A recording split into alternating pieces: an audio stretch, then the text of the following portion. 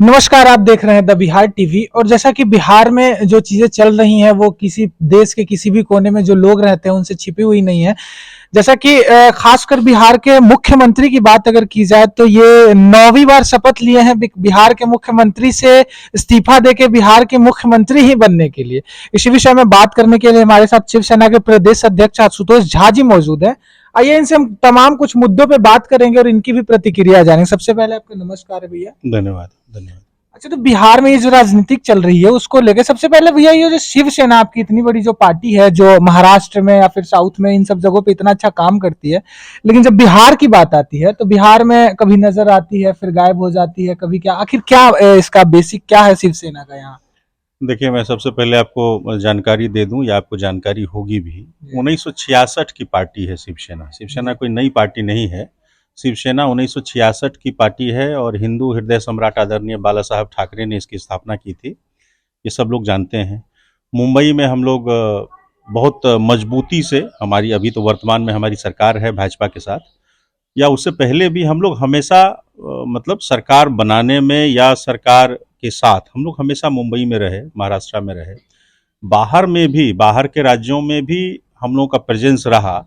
लेकिन अब कुछ कारण ऐसे रहे जिसके चलते ये सही बात है कि जिनको भी दायित्व, मैं किसी की निंदा नहीं करना चाहता, जिनको भी राज्यों का दायित्व मिला उन्होंने अपने दायित्वों का निर्वहन सही तरीके से नहीं किया। यही कारण है कि शिवसेना कभी नजर आई, कभी नजर नहीं आई। तमाम में जो बिहार में जो राजनीतिक चल रही है, दाव उलट पलट जो चीजें चल रही हैं, इसमें आपको क्या लगता है ये किस हद तक बिहार वासियों के लिए या फिर बिहार के जो पॉलिटिकल जो लोग हैं राजनीतिक उनके लिए सही है साबित हो रहा है? नहीं, देखिए, ये सही फैसला है, ये बिहार के लोगों के लिए अच्छा फैसला है। इसलिए कि देखिए, नीतीश कुमार जी की पार्टी और भाजपा, ये आज का गठबंधन नहीं है। आप जानते हैं कि 2005 से सरकार बनी है और ये एक नेचुरल एलाई है। एक होता है ना कि ठीक है, बीच बीच में जिन भी कारणों से, मुद्दों से नीतीश जी थोड़ा अलग हो गए एनडीए से, लेकिन वो एक नेचुरल अलाई हैं एनडीए के। और एक होता है कि आप किसके साथ कंफर्ट जोन में रहते हैं, कंफर्टेबली काम कर सकते हैं।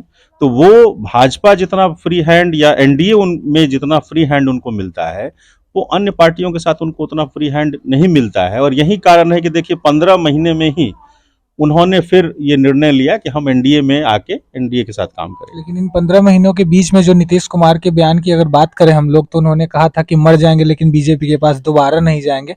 और बीजेपी भी के भी तमाम दिग्गज नेताओं की ये बात थी कि उनके लिए दरवाजा हमारा बंद हो गया है। तो इसको क्या कहिएगा सर? जनता तो कहीं ना कहीं इस चीज को गलत तरीके से देखती नहीं, है। देखिए, एक तो आप चीज़ समझ लीजिए कि राजनीति में ना कोई परमानेंट दुश्मन होता है, ना कोई परमानेंट दोस्त होता है, ठीक है।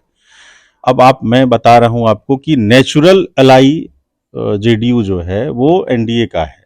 वो ज़्यादा कंफर्टेबल हैं हम लोगों के साथ एनडीए में।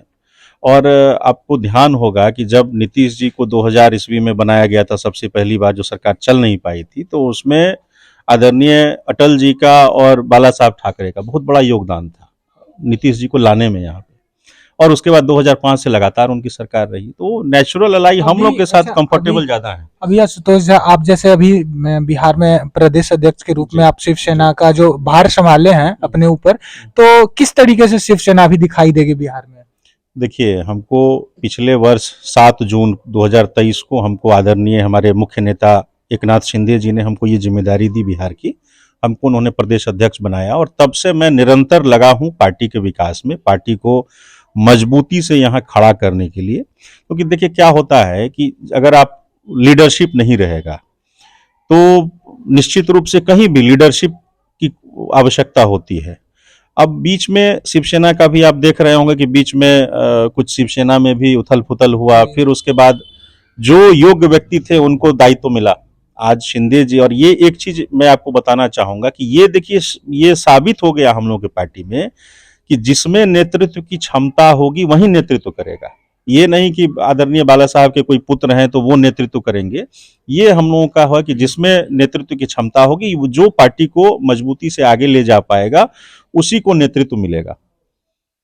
तो यही है। और बिहार के बारे में क्या सोचते हैं?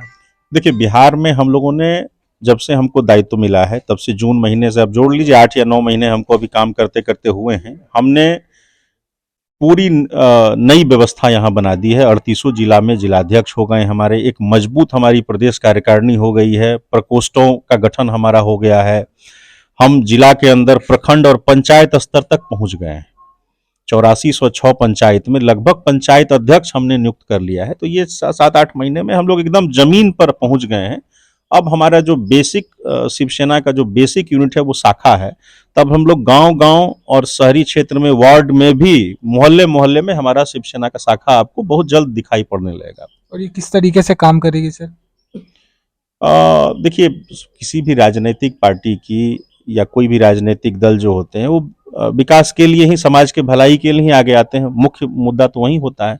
अब चूंकि हम लोग पहले हम लोग केंद्र में सरकार में थे, आदरणीय मोदी जी के नेतृत्व में हमारी सरकार, 13 सांसदों से हम लोग मोदी जी को मदद कर रहे हैं।